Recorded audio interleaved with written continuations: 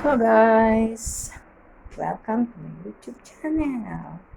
Ayun guys, nandito na naman ako sa aking may bagong kusina. Ayan. Tapos ko lang kasing sa labas, magwalis-walis at magdilig ng halaman. Ayan. Sobrang init, kaya ingat-ingat tayo. Dito ako sa kusina guys, at ako'y magluluto ng adobong sitaw. Pero hindi ko lalagyan siya ng sahog. Ito, nakapitas ako sa garden ng sitaw. Ayan, fresh siya. At kapitas ako, ang daming talong. Kaya, dapat talaga nagtatanim tayo, guys. Ayan, dami kong nakuha na talong. Pitas lang yan, bagong pitas. Wait lang sa rep, kasi puro talong kami araw-araw.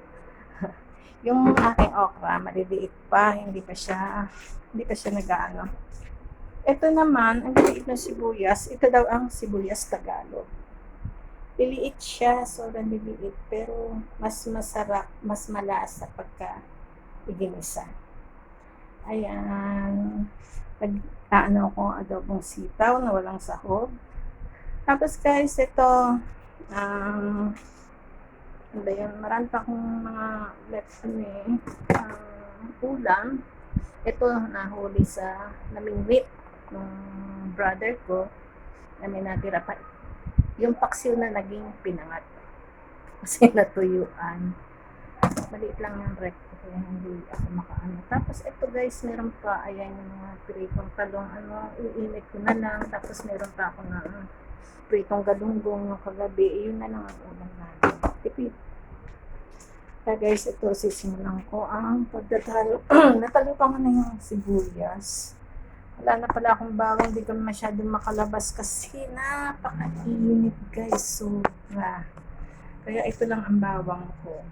Ayan lang yung naano ko, ayan. Konti lang. Ayan ako bibili ng bawang sa mainit. Kung ano na lang yung nandito, yun na lang pag-aanihin ko. Kaya ito mag-isa tayo isa ako ng ganong sibuyas. Guys. Hiwain ko muna. Ang liliit kasi kaya ang hiwa na lang puro pabilog na lang ganyan. Ayan. Tapos kaya lang. Tapos itong Argentina corned beef para sa mga kiddos kasi hindi kumakain ng sitaw. Hindi nila alam yun ang masarap. Kaya ayan, hindi ko muna to.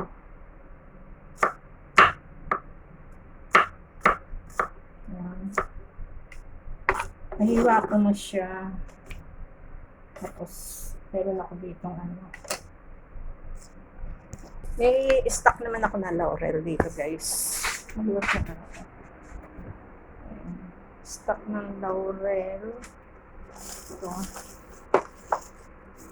Ito pinanggigisa ko yung margarine.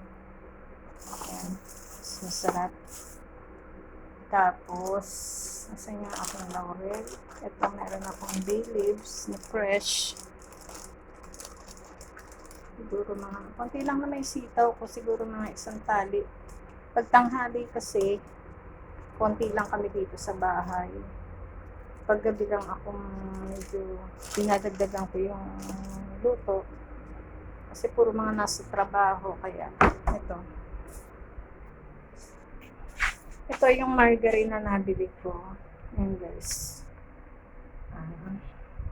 yan ang isasama ko sa pag-isa. Itong sitaw pwede na ito nababagyan. Drain ko lang. Tapos ayun guys, dito na dito ko na lang pinaglutoan ko lang naman ito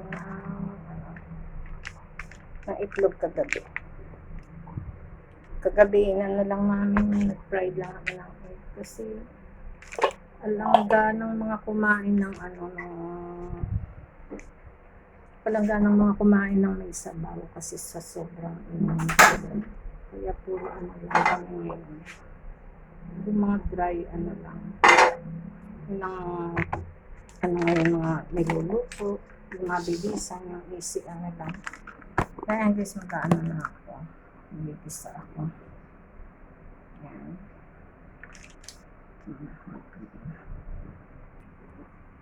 Guys, mainit na yung mainit na yung mantika. Tingnan natin ng konting butter. Okay lang.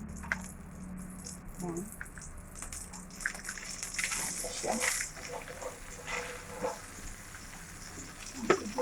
Bawang.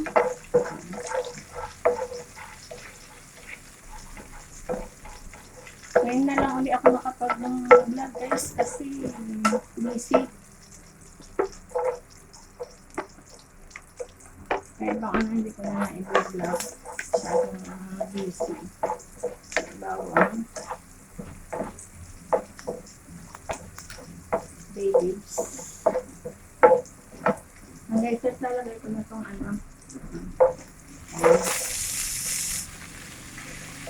mabilis ang luto lang.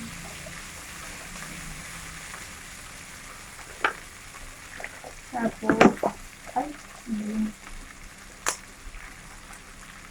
paminta. Ang ganyan lang ng paminta. Tapos may mga dry, ako dito. Sili. Ito lang siguro guys.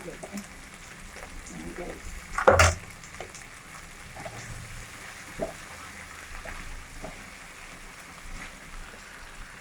Wala, ulam namin guys. Simpleng panghalian lang.